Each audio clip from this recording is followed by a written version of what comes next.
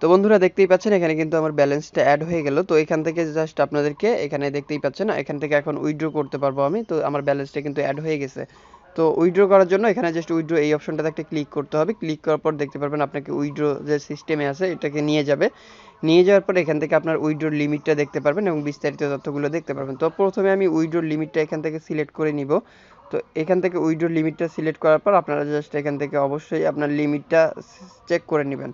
Check করে নেওয়ার পর আপনি চলে যাবেন আপনার ওয়ালেটে গিয়ে আপনার রিসিভারের যে অ্যাড্রেসটা আছে সেটা এখান থেকে কপি করবেন।